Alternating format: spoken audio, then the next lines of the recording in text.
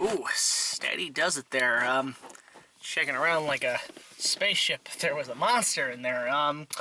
Hey guys, what's up? It's BigJackFilms here. Welcome to a very special opening night, an opening night retro, actually. Funny enough, let me just move the camera here.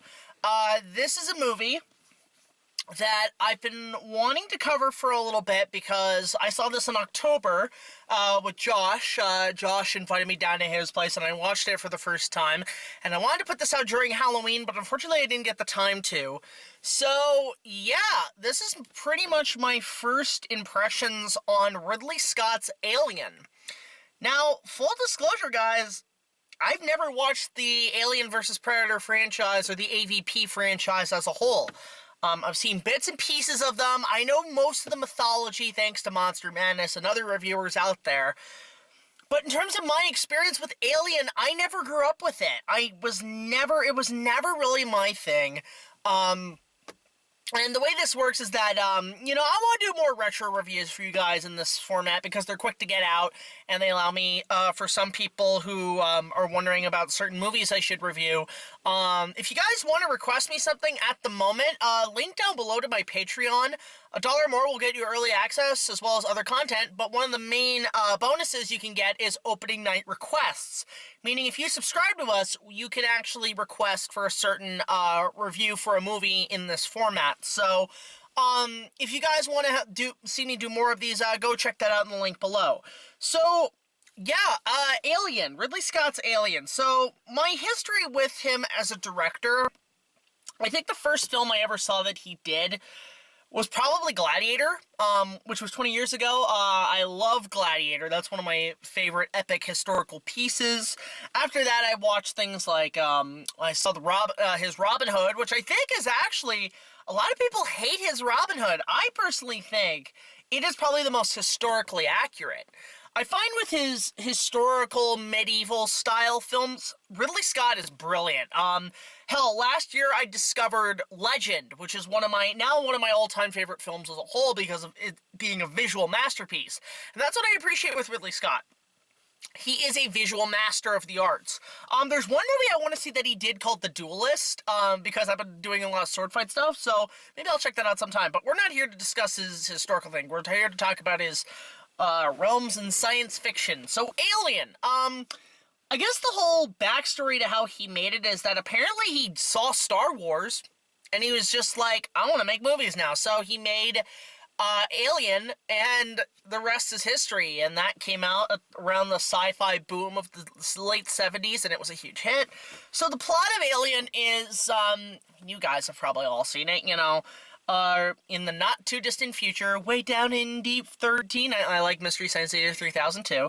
But basically, we have the technology now to go into space and do Earth travel, kind of Star Trek-X travel. So, these astronauts on this ship called the Nostromo, or Nostromo, I can't remember what it's called, they go out and they're looking, obviously, for alien life forms. They come across a planet with this old spaceship thing, which is something from Prometheus, I think. And John Hurt comes across an egg, a happy Easter egg. There's a little green tentacle hentai monster in it, sucks his face off. He has a chest burster, which looks like a penis, which is like the alien thing. Then thing grows quickly, bleeds acid, everybody dies, and then it's a slasher film set in outer space, as most put it. So, my thoughts on it. It's a decent film. It's full of atmosphere. That's one of the biggest things I love about Ridley Scott. His atmosphere is brilliant. Absolutely great cinematography, great sets, even great model work and creature design. The one thing I will complain about, and I told this to Josh, and he was just like, don't you fucking give any problems with Alien.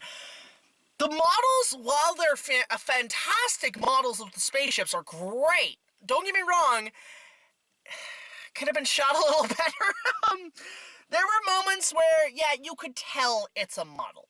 And that's my only complaint with Alien, is that the spaceships you can tell are models. Now, nothing wrong with that. I love practical. I love knowing it's a model. I love knowing that it's all handcrafted and it looks great, it's shot nicely.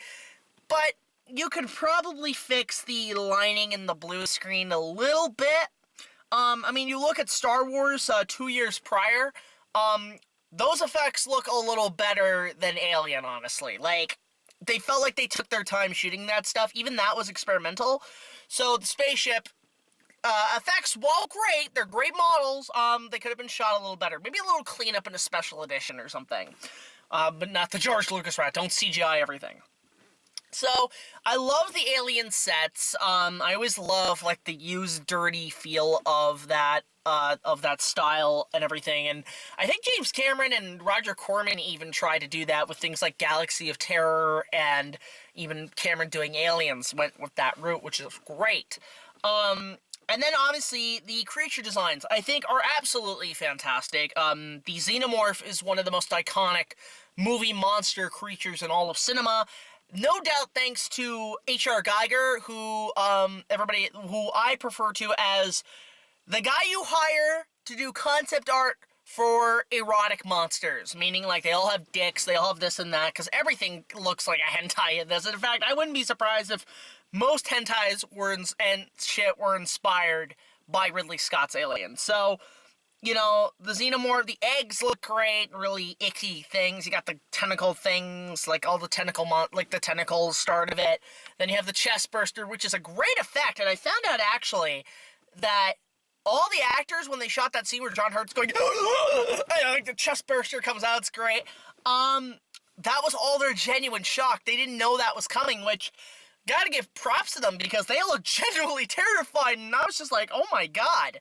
The effect on that's fantastic. The blood, I love all the blood when it's like this tail coming out of the gushing blood. It's great. Love that kind of stuff. And then the Xenomorph itself looks great. The suit looks fantastic. The animatronics are great. Now, the suit, I don't know if it was somebody else who did the suit, but I do know the mechanics were done by Carlo Rambaldi. Who is mostly famous for the full-size animatronics and stuff in the 76 King Kong, my favorite film of all time. Later on did the effects for Alien, and he also did Close Encounters. So, his mechanical effects, I think, are fantastic. And by the way, guys, if you want to see some of the original props from Alien, the creature designs, the animatronics from E.T., Kong, and so forth, if you ever make a trip to Italy, go check out the Carlo Rambaldi Museum. They're opening it up in Italy. They're having little pre-tours in Rome. Excellent museum from what I've seen. They even have the animatronic hand from King Kong lives there, which is great. But definitely go check that out. Back to Alien. So, yeah, the creature looks great. I love the Xenomorph in this film. Very simple, bipedal design, looks fantastic, is used sparingly. And, again, this gave birth to a lot of things in the genre. I mean, it's a slasher film in outer space, and this, by a year, predates Friday the 13th, which started the genre cycle, or the slasher flicks, in a way. But Halloween obviously came out a year prior. So it's Halloween in space, is how I can put this. You know, you have all these characters getting killed off by this monster, and then one girl who's left to survive on her own in this cluttered environment. So in this one, whereas Halloween we have Jamie Lee Curtis, in this one we have, Sigourney Weaver. This is essentially the movie that made her famous. Sigourney Weaver since then has become a huge sci-fi star. She went obviously to do some of the Alien sequels. She did Galaxy Quest, which I heard there's a documentary on that, which is great. She did Galaxy Quest. She did Ghostbusters. She even did Avatar, so she's good with all the big. She's the kind of girl who always picks her projects, which I don't blame her for. You know, when you're popular enough that you can pick your own projects, that's great. So, yeah, she's great in the film. Great character. I was really surprised that Ian Holm was in this movie. Okay, I knew about the whole Ash and everything and him being a robot. You know, Ash is a goddamn robot. You know, it's like, you know, can't kill it. He's like blocking a gush, which is disgusting, by the way. That android, okay, everybody talks about the Xenomorph. Oh, we're out of focus. Everybody talks about the Xenomorph being gross. No. I found the android, Ash, to be probably the most disgusting thing in the movie. Just all that white pus shit is nasty. Really disgusting stuff there, but the fact that it's Ian Holm And John Hurt in this movie makes me think, so this is just the space adventures of Aragorn and Bilbo Baggins. Oh, it's great. And there he is, like, I get the scene where he's, like, addicted to the alien, and, you know, like, I just imagine her and Sigourney Weaver, it's like, there's no need to get angry. What if I'm angry? It's your fault. It's mine, my precious. You know, just like, I just had Lord of the Rings on my mind. What's funny is we had a friend of ours, Leela, huge Tolkien fan, so we obviously love to riff movies when we're watching them. So there I am, we're both riffing them, me and Josh, and I bring up constant Lord of the Rings jokes, and she gets it right away. She's laughing her ass off. But John Hurt's great in the movie, too. Anything John Hurt's in, I'll watch. I have a personal autograph from him because my mom had worked with him, and like a few people in my family know who had worked with him, so I had a signed personal thing from him. But I love John Hurt in pretty much anything. I loved him in this. Really enjoy him in Rob Roy when he plays the bad guy, one of the main bad guys. He's great in that with Tim Roth. But he's also, I hate to say it, like, he's on par with Viggo's Aragorn. It's really hard to choose which one's better. Viggo, I felt, had the better look, but John had the voice down, and his voice is so iconic, just a very strong British accent, and my name is Heron, son of Avatar. I got Lord of the Rings on mine. Back to Alien. Focus on Alien. So I just had Rings jokes on there, and then the rest of the cast is just there to die, essentially. I swear to God, you even had this chick who is killed. Was she the prototype for the girl who gets fucked by the slug monster in Galaxy of Terror? Because I feel like they were trying to play that off a lot. Don't watch Galaxy of Terror. It's fucking disgusting. Although Sid Haig is in it and it's great. So with, I'm trying to think what else to talk about. There's not much in the way of music, surprisingly, with Alien. It's more of an atmospheric soundtrack, meaning, like, it's all about being in space. It's all about, you know, the atmospheres and the sounds of space, and it sounds great. Like, the fact that there's no music at all actually does give you and build tension. There's no need for it. And I really miss with movies when there really wasn't any sound, or wasn't any music in the entire picture, and, like, really only brought up at the beginning or end or whatever. One reason for that is because, I'm trying to think off the top of my head. Like, I watched, Castaway recently on, TV, and I just got to, every time I go back, I appreciate that film more and more. And one of the things I really noticed, there's no real soundtrack to the film until, like, the last third. Like, the last third in the movie, then the Castaway theme comes in. But the rest of the film, it's quiet. It's sound. And I miss that with movies. Rarely do you see a movie that mostly focuses on its sound. And when you focus on its sound, that's when I feel like you're deserving of Best Sound Design at the Academy Awards, essentially. So, with Alien, the entire soundscape of it sounds great. A lot of people, yes, I agree. This movie is a classic, and I can see why now. It's a classic in the horror genre, classic in science fiction, and a classic film on its own. It celebrated its 40th anniversary this year. Unfortunately, I don't have time to do a Big Jack Films review on this, so opening night does the trick. But, yeah, I really think this film really does stand on its own as a great sci-fi film. So I think Ridley Scott was just like, man, what if we made Star Wars, but it's a horror movie? What if we made a Star Wars horror movie where Darth Vader just goes around and slaughters everyone? And they did it in Rogue One, and it was just like, he goes all Jason X on their asses, which is great. So, I'm trying to think what else to talk about with Alien. Really, that's about it. This is a very short opening night. I do want to go and eventually take a look at the sequels, but I'll probably wait to watch them with Josh because he's a bigger Alien fan than I am, and I would love to maybe in the next opening night get his opinion on Aliens, and then like Alien 3 and so on. But yeah, I know the second one is one of the best sequels, the third one takes a big shit, and then Resurrection, nobody gave a fuck, and then the Prometheus prequel, whatever, what the fuck was that about? I do have one thing to say before I go with Alien. Well, first of all, I will say, Alien's a great movie. I'd say a 9 out of 10. Brilliant film. Really enjoyed it. I think, it's a well-paced film. The designs are great. The sound's great. The cast is great. The creature is great. It's a great horror slasher sci-fi film.